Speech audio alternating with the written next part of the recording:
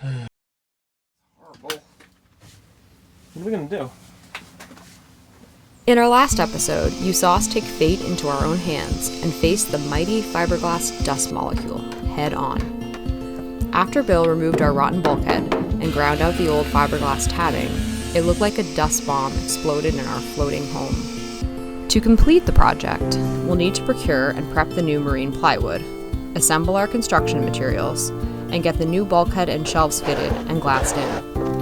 But before we can do any of that, we'll need to clean up first. Ready to clean up? Here we go. Fiberglass dust is a strong irritant and not healthy to breathe or touch, so we'll be wearing protective gear when handling it. This one's a little small on me. What size is that? Large, extra large. Yeah, I'm a little... What size is this? Size? Did you put on mine? Oh, we got two mediums. Oh, we bought two... Yeah, you're in mine. Oh. Once we got going, we realized it was not going to be an easy cleanup and that we wouldn't be able to sleep on Calico Skies, so we'll be staying at our friend's place instead. What we didn't know at the time, though, is that it wouldn't be just a one-night stay. This is day 2. This is what the boat looks like. I think day 2 has been harder than day 1. I think day 1 we felt like we got such a large volume of fiberglass out that it gave us momentum.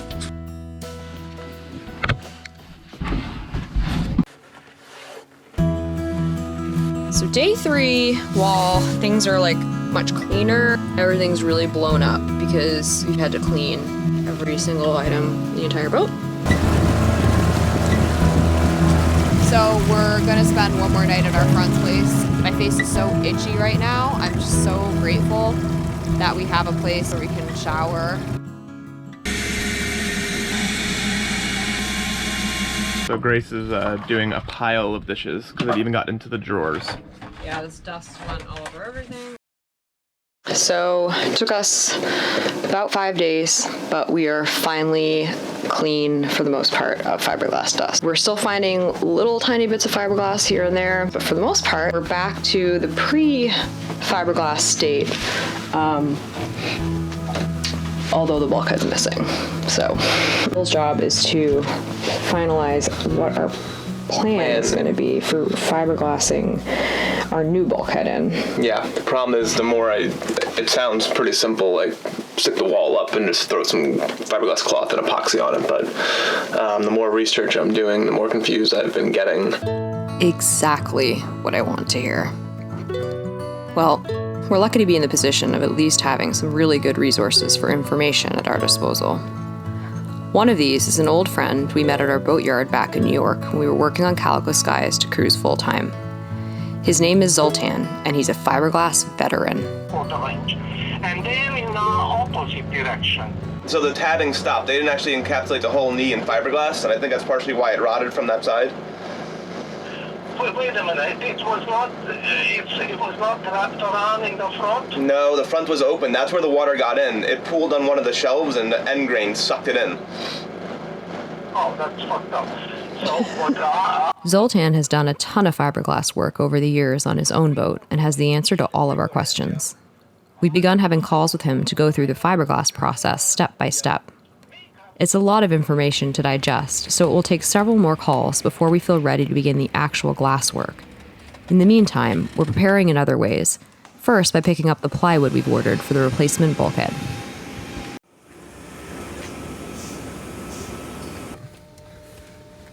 Go expedition, jeez.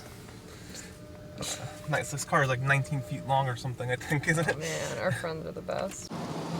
I think we're starting to turn a corner here in terms of feeling better about things. I think for a few moments there we were kind of doubting whether we should have really ground as far down as we did, but when we get the bulkhead in, the new one, it's just going to be so dry and clean, and we just know being extra conservative and grinding out every possible contaminated molecule of that bulkhead that could have had moisture is just the best thing to do in the long run. So grateful to be in our friend's giant expedition.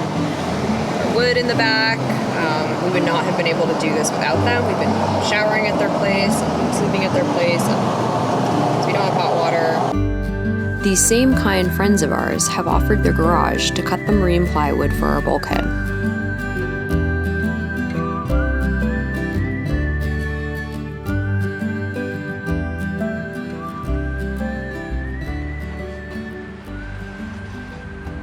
So here it is. I'm going to try to follow the inside of the lines. This is where the chain plate's holes will be drilled out. Time to get started.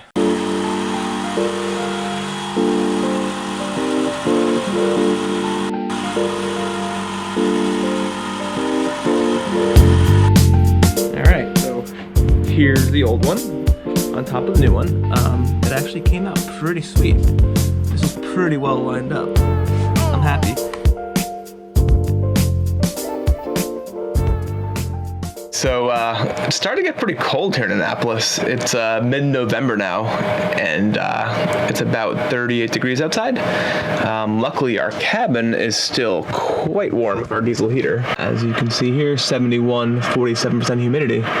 So yeah, it might be time to go south. I think I'm gonna push really hard this week, and hopefully we could get this boat back together and start moving again. So as you saw the other day, I cut the knee to shape. Using a template from the old knee that we ripped out of the boat. This is untreated marine ply right now, and what we're gonna do is coat it in epoxy. The problem is with this bulkhead, when it leaked down the chain plate, the shelf which is right here, this end grain part of the marine ply is like a straw, it just sucks the moisture in. So we're gonna create a barrier of epoxy, so if we do have a leak again, it can't suck itself into the marine ply and rot it. So that's what we're working on today, is basically prepping this to get glued back in. But the first step to gluing it is to protect the bulkhead from any future water intrusion. So that's what we're gonna do. We're doing it inside the boat because it is cold outside. And the epoxy really wants over 50 degrees to set properly. There's two hardeners, there's a slow and a fast. I got the fast because it sets in colder weather. Yeah, I think the high today is what, like 50? I mean, when I filled the water tanks, it's full of ice, so you know, it's definitely cold enough overnight. Yeah. So I'm gonna get some pumps in here.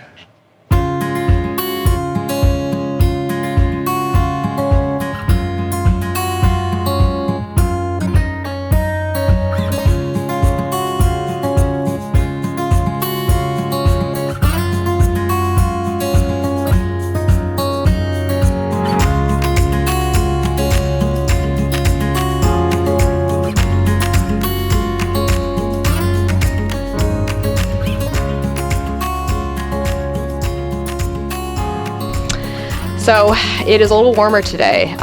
It's about high of 60, I think. I don't know what it is right now, but there's sun and it's not too bad. And then it's gonna get cold again. So this is like, I guess, a break in the polar vortex or something. Bill is going to work on finishing the windlass. Fixing our rotten bulkhead is only one of several projects we've tackled here in Annapolis. We'll show you the rest down the line. To be honest, we're getting a little burnt out with projects. So I think finishing this project will just help us clear our heads, because then it'll be one thing completely done. Because right now, as you can see, everything's still very chaotic in the boat, and we just have so many different things going on that I think finishing this one thing will go really far for us mentally. So that's what we're gonna do. It's actually a beautiful day. It's actually 49 degrees, not 59. Oh. Yeah. Well, it's bad. I guess it's bad when, Better than the 30s. when 50 feels really warm, but it does. Better than it was. The next step is to glue the bulkhead into place, but before we can do that, we have to sand it. The epoxy that we coated it with to protect it leaves a film that must be removed to ensure proper adhesion of the glue and fiberglass cloth. The bulkhead's now ready to be glued in, but first we've got to make sure we know exactly where it's going. The chain plate, the metal piece secured to the deck and hanging down from above, has to line up perfectly. For that to happen, the bulkhead has to be angled precisely and then held into position so that when we glue it, the glue can set over its cure period. We are going to use washers to create a spacer for the chain plate, because when we do lay up a fiberglass cloth along the corners, we're actually going to increase the thickness of this knee. So we have to compensate for the thickness that we're adding in fiberglass to the space of the chain plate off the wall. so that it comes out flush through the deck. I looked at the layup schedule on West, and assuming 3 to 4 layers of the fiberglass cloth we're using, it should be about 3/16 of an inch. So I got 3 washers that'll make 3/16 of an inch. I'm gonna put it in 3 or 4 spots on a chain plate attachment, and then we're gonna mark our area. What we're doing now is we're scoring the hull where I'm going with the sandpaper. Once we do that, we'll sand the hull, tape around where we'll be gluing, apply the glue to the hull, and then to the bulkhead as well. And then the tricky part begins. We have to make what is called a fillet with the glue, which is essentially a curved shape where the glue on the bulkhead meets the hull. The fiberglass cloth we'll be using in the final step needs a curved surface to adhere to. This is because a sharp right angle could cause a weakness in the bonding of the cloth to the bulkhead and hull. This is the product we're using. 610 adhesive, thickened epoxy.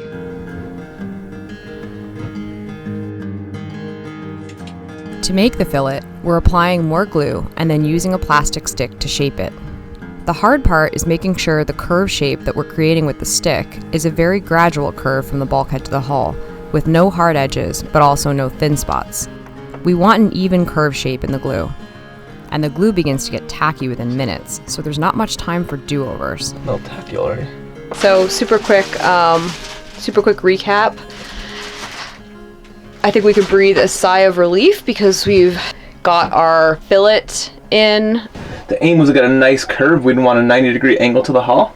We wanted to have a curve, which will make it easier when we're laying the cloth along here to mash it in, because fiberglass doesn't like making right angles. So we're out of places to eat. yeah, so we're sharing the nav table to eat our little pasta and meatballs. We really have no other space. I will look forward to this thing being fully glassed in so we could... I personally like I'm sure you love this. sharing small spaces because Bill's not a big cuddler. It's actually really nice in the view earth too because we've had to run the heat because it's so cold and he's actually cold, so I can like snuggle up next to him, so I'm very happy. I'm sure you're loving this. Until you elbow me and spill my wine. That's probably an inevitability. Today we're having another call with Zoltan since we're almost at the fiberglass stage now. We're discussing how to make a template of the bulkhead to help us cut the fiberglass cloth to the right size and shape. We're planning to use sections of cloth smaller than the bulkhead's total size to make it easier to work with. And we'll be doing a total of 4 layers of each section of cloth. I think we have an idea though, and we don't have any templating, so we have to go get that today. Yeah. Well, you know, I'm talking about experience. That's what you will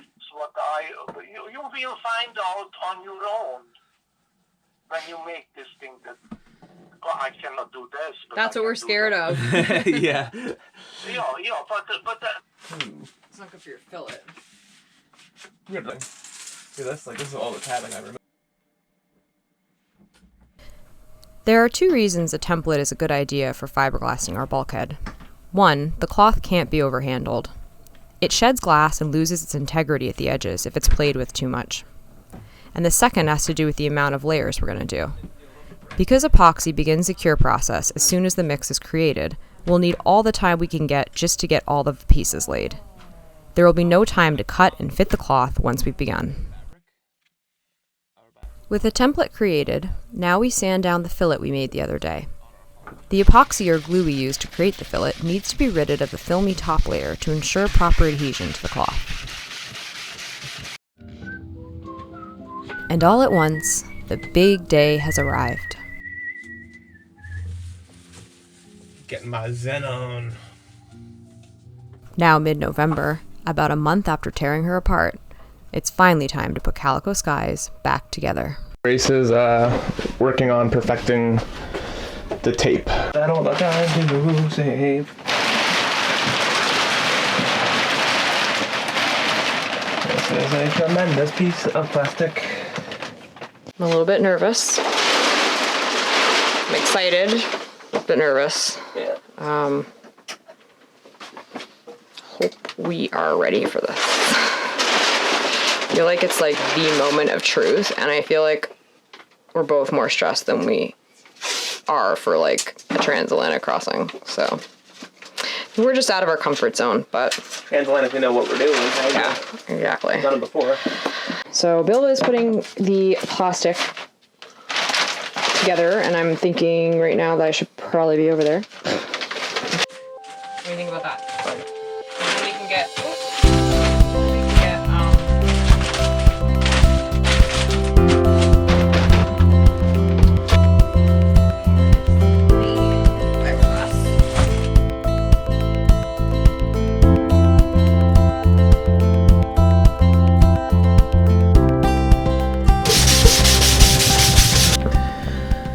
So, since today is going to be a time-sensitive operation, the epoxy cures not super fast, but relatively quick, and we need quite a bit of epoxy to do this project. So, the key to this is trying to get ourselves organized and ready, because once we start laying the cloth down, we want it to all be sticking together. So we have to complete, we could do each side separately, but all the different pieces of cloth we're putting on here have to be all stuck together. So once we start laying one, the clock starts. So we're having everything laid out, and we're going to try to get through this as quickly and efficiently as possible while keeping things clean, because I do not want to grind anymore in this boat. Because we need a large volume of epoxy, we're going to measure out the resin into a bunch of containers now, and then later we'll add the necessary amount of hardener one by one as we need them, since once that's added, the cure time for that container begins. So right now we are making the first layer of epoxy to wet out the hull and the knee, so that it doesn't run down. As you can see, pumping out epoxy takes some time, because each pump is a precisely measured amount, so it's very important to go slowly to ensure the correct amount of product is dispensed. 4, 5. So you always use the straight edge to mix. You don't want to use a curved edge in case any of the hardener gets trapped on the side or anything. So you want to use this flat, straight edge to make sure you get all the hardener. Very important that the ratio is correct with this. That's actually probably the most important step, is actually making sure we have the epoxy mixed correctly. I think fiberglass work could look not pretty or neat, but I think the strength is there as long as the epoxy resin is correctly mixed. So I'm going to mix this for at least a minute because it is a little colder in here. Once I have this all thoroughly mixed, I'm then going to go ahead and make it into a syrupy consistency, because I'm going to use this layer to paint on and wet out our knee and deck. So I'm going to use a paintbrush and thicken it. Adding some thickener. We're going to use this thickened batch of epoxy to coat the bulkhead and hull, to which we'll add the fiberglass layers. Being thickened will help make our base stickier so the cloth won't slide down. Maple syrup is what I'm going for here.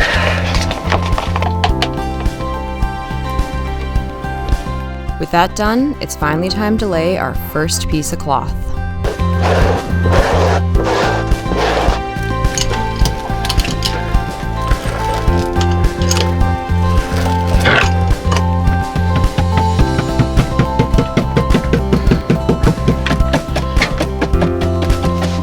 That side down, give it a little roll to help me get it positioned.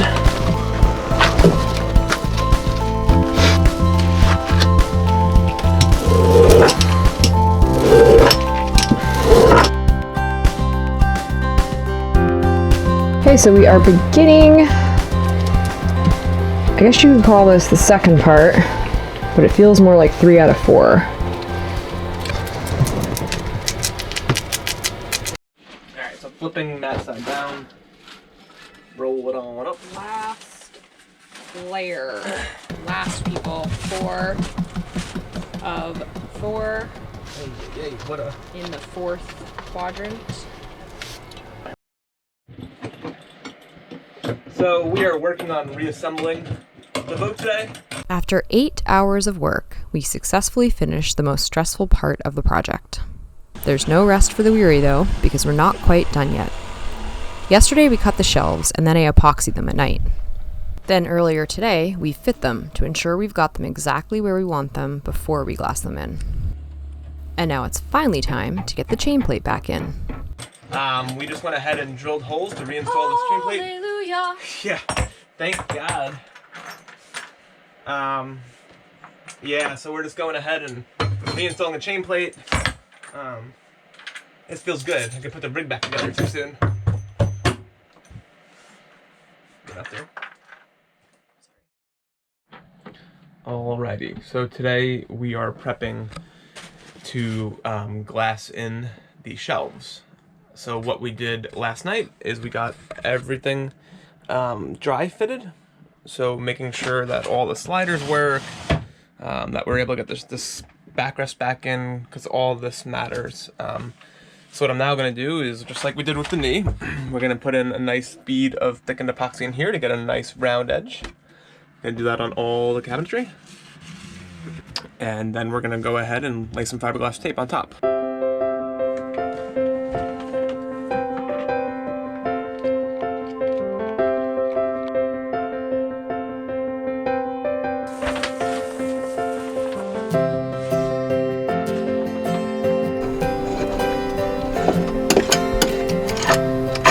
Good morning. So we are in great spirits. We finished the fiberglass last night, and it just has completely revived our spirits, and we are tunneling ahead to the next stage. So we're in a great mood. Progress feels really good. This has been a really big push. Looking back on it, the fiberglass work itself is not actually that bad. The biggest problem with the fiberglass is the mess. And then doing your prep work, it takes time. So looking back, we learned a lot. It's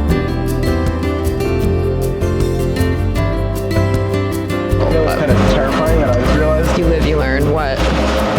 my whole prep is on tape. Maybe I should make sure I review that footage. Why? You think you could have done a better job with your tent? Well, I mean, my tent was fine, but Oh, what? you just never What do you know. think I'm gonna find? I don't know. What you don't want to create a mess, because all these things dry on you, then you have to grind. And, oh my God, that's why neatness is